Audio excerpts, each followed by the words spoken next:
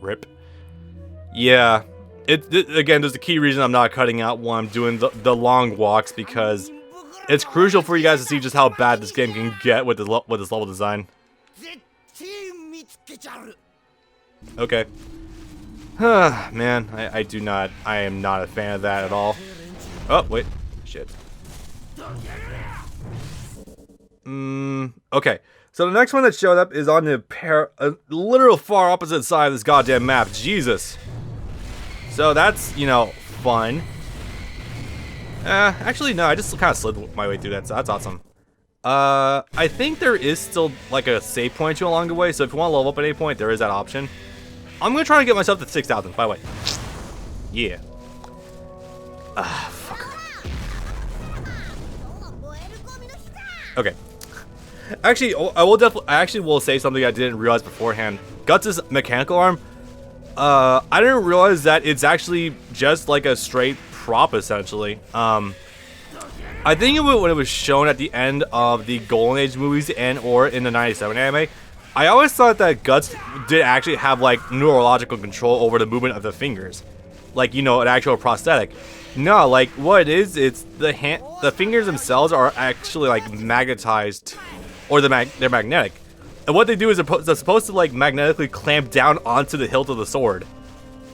So as to, like, operate as a sort of offset, you know, weight-wise, to the... Okay. Let me just plow through them. Jesus Christ. Yeah, there we go. Right about here. Okay, that's fine. That's not fine. Jesus Christ. Okay. Heal again, because he'll get me 50% back.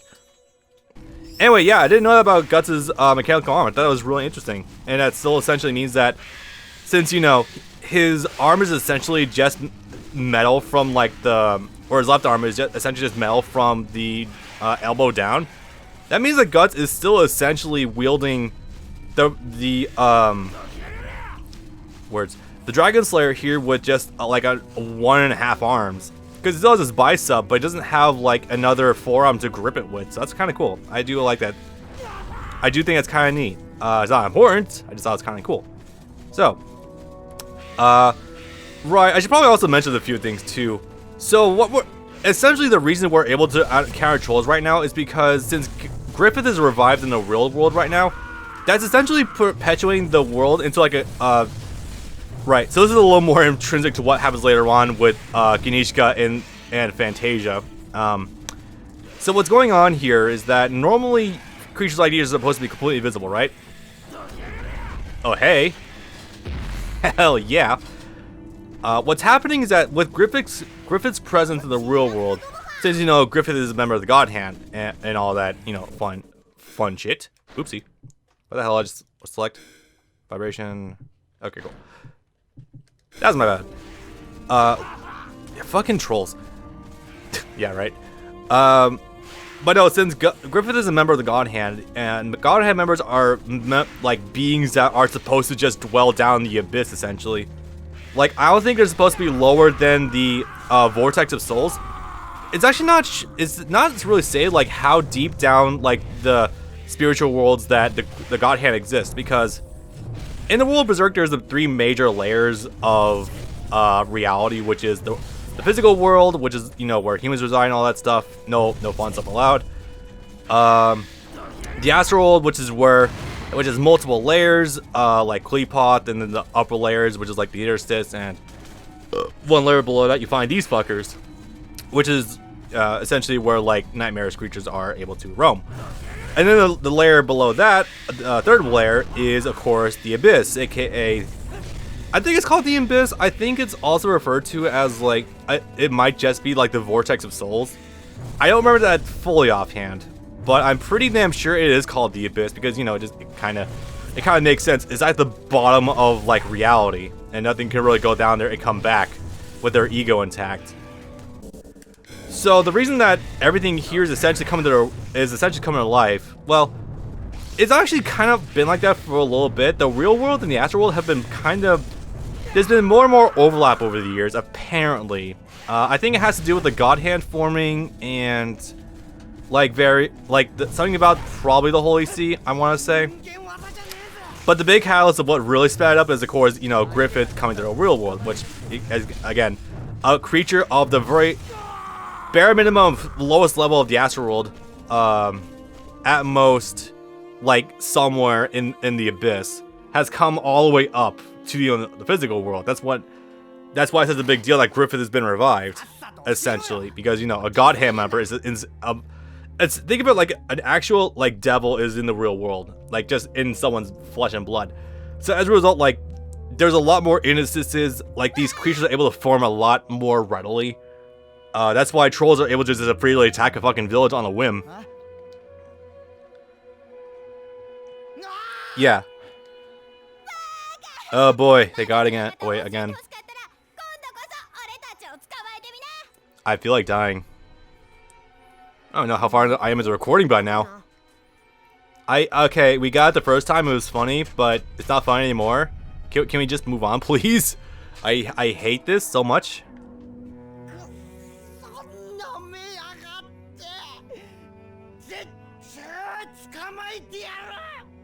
See, Isidoro, I love you, man, but holy shit, dude. Why are you like this? I'm inclined to agree, Guts. Holy shit. Also, I don't think I mentioned this, but yeah, Guts' voice actor is completely changed in the trilogy. Guts is now voiced by Jotaro in subs, and I do find that kind of funny. Brandon had to remind me that I made that observation a couple years ago. I'm like, oh shit. Okay, cool. But yeah, essentially that's kind of the backstory of trying to explain anything about Berserk. It's not like getting into tight moon levels of abstract. Yes, I'm aware. I still have not finished my Let's Play Fate Extra. Don't remind me.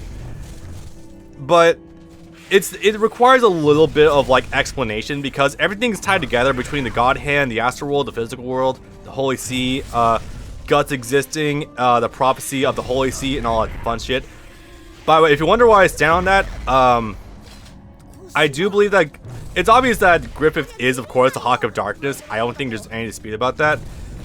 In terms of like who the Hawk of Light is, I speculate it might also be Griffith, but not in the meaning that people think. And of course, if you wonder what I'm referring to, I'm of course referring to the whole Holy See prophecy about the Hawk of Light, Hawk of Darkness spiel. One will lead to salvation. One will be the leader of the demons. Oh hey, oopsie, they're the same person in this instance, most likely.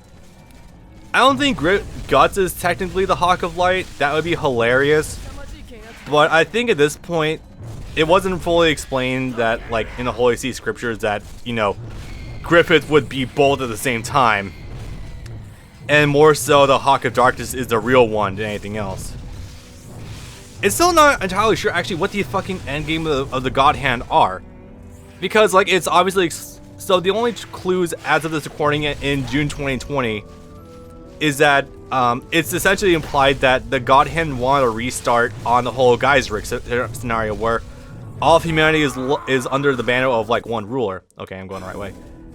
So, like, what at the current time, like Griffith is the leader of Falconia. All of humanity is under like his thumb essentially because you know he's like the one place that's safe from the world of Fantasia and all the monsters running around because you know Fantasia is the world where the astral and the physical world are essentially melded into one thing. So you know dragons are real. Unicorns are real. Trolls are everywhere now. You know, etc. etc. All the fun shit of a thing about like Kleepoth is everywhere now. If you're familiar with later on in this chapter. But yeah, at a point. So it's still unclear like what the hell the endgame of the God Hand are. And that's weird. Miura stated in an interview, oh hey, nice, that Void is the key to the endgame. Whatever that really means.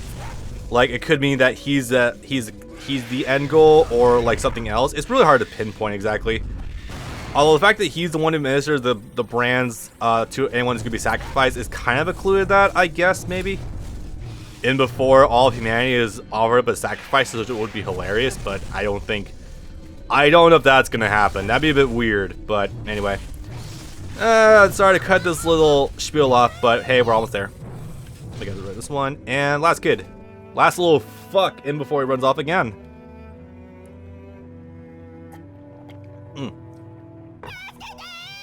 Oh good, they probably lost their weapons. It's so good that this is just for a game, otherwise these kids would have been dead 12 times over.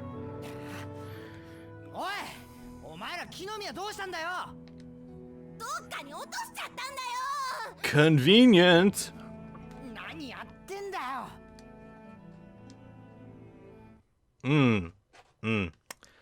You know what that means. It's time for a gauntlet match. I mean, it's not like it's a huge deal. This is the first time you have to do it against the trolls, but still. It's hard to think that pick up Morgan and saving the kids is all the same mission. That's so bizarre.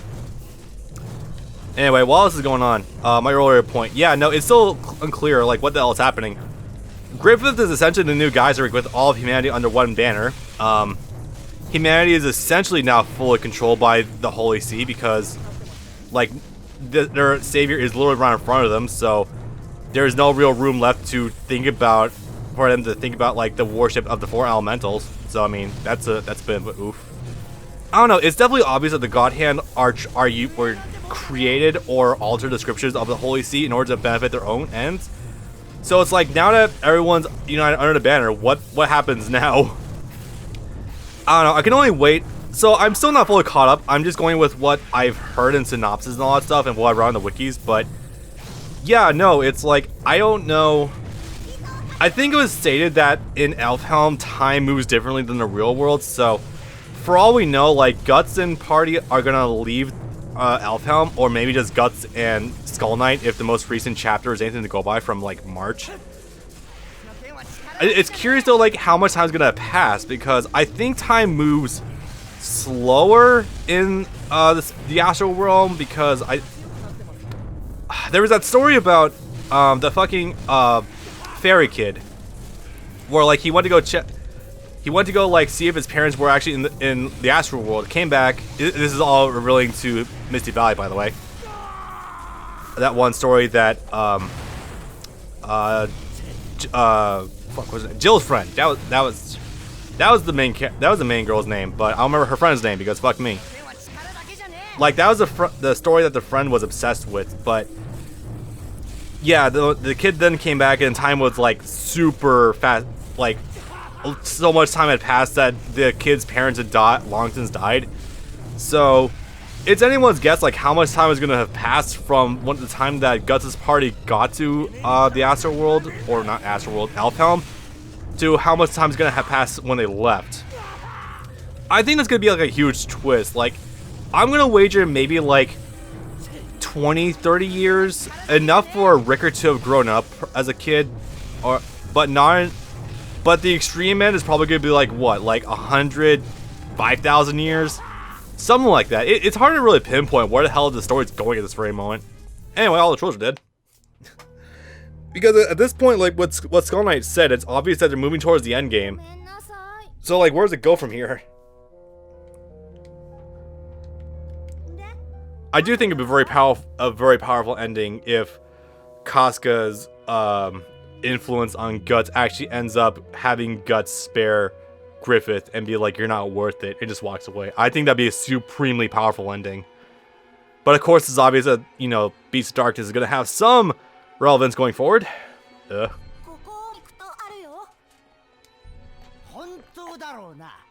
no shit.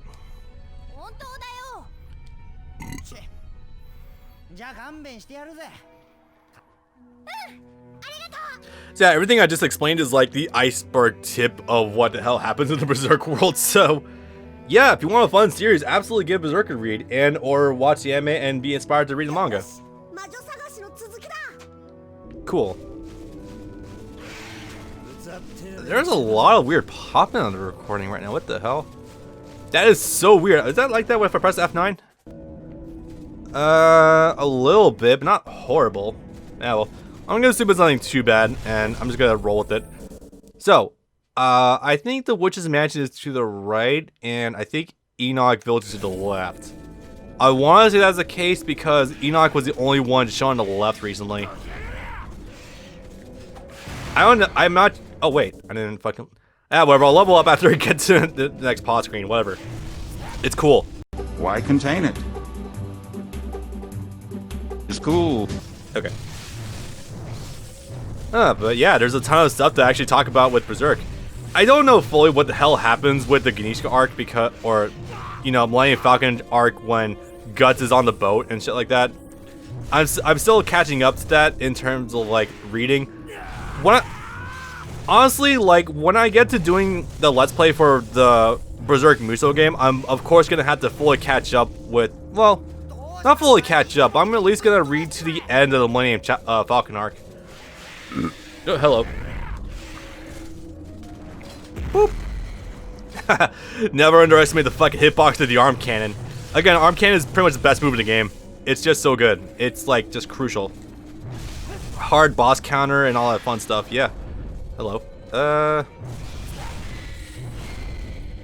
can spare like 1 or 2 hits. All right, cool.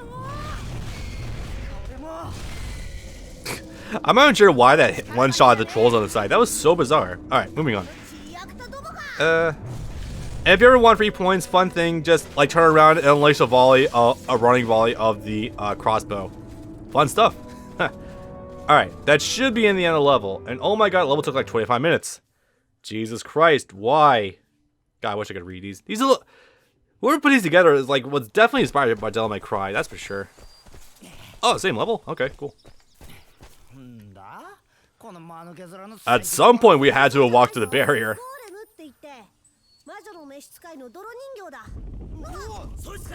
Apparently. The golem's outside of Flora's house. Right. If you remember how it went, if you watched the 2017 anime or if you read the manga, you'll probably know that these things aren't really that hardy.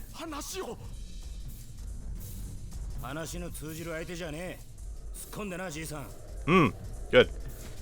Alright. The golems are not hard though. Lore-wise and gameplay-wise, they're actually pretty easy. As you can see, one slice is taking them out. You don't have to really worry about like the stone dolls inside them or anything that like keeps them regenerating, or is their hearts. And they're actually giving good XP. I think they're giving like 10 a pop maybe. Will a crossbow take them out in one shot? Now I gotta recharge that. Yay. But yeah, no. That shouldn't be too bad. I could use the Berserk mode, but it's not needed. I'm already gonna save my resources for the big fuckers. Hey, more XP, I guess. I'm not complaining in the slightest, really. Let's see. There's not really a lot that my immediate knowledge will refer to, like the, what are they called? The golems, in terms of like pagan or Wiccan mythology. There might be more something like based in like Swedish or Norwegian. Those I'm not too familiar with because Swedish mythos is fucking weird. It really, okay. I have this funny game with funny game with one of my friends once. So Conrad, who's of course native Japanese, has shared some crazy fucking shit that the Japanese mythos includes, like this one weird ass demon who is a woman, like a woman with an eye coming out of her asshole. That is a fun one. And then you get to Irish with fairies, and fairies eat people. No word of lie. Fairies in Irish mythology are fucking assholes. They're actually complete cunts. It's great. Yeah. So if you're in Ireland and you hear something about fairy holes, don't. It's bad. It's bad. Okay. How many more do we have to deal with? I don't think this is like a time limit. I think it's more so just like a sheer number of enemies that to go through. But yeah, I couldn't really tell you where the golems are based off of. I think Ryan also did a video on that, but I don't recall what it is immediately coming to mind. Golems in this context is usually like elemental servants, like serve like a magical person or something. You can see something like that in like frequently in Elder Scrolls games with the elementals that you can conjure if you're like investing in your conjuring skills. So it might be something loosely connected to that, but I don't really know much else off of that. Probably something else relating to like the earth and magical servants and stuff like that. There's definitely something there. I know there is, but I couldn't pinpoint what the hell it is. Anyway, pop a heal. Although I will say, it's funny how much the golems actually kind of look like robots out of Nier Automata. I've only played Nier like for 2 hours so far. I need to put way more time into it. Probably because to be asked, because unrelated. If you want some of the most top tier porn on the internet, look up Blender source, or look up Blender porn. You know, Blender the program for Nier, especially stuff by EXJ and Hydra FXX. Those guys are just kind of single-handedly ruined the porn industry because, yeah, good stuff. Anyway, sorry. Weird ass tangent. I just feel like sharing that because it's quality stuff. I feel like is worth sharing because, you know, we're already talking about Berserk anyway. Because fuck it.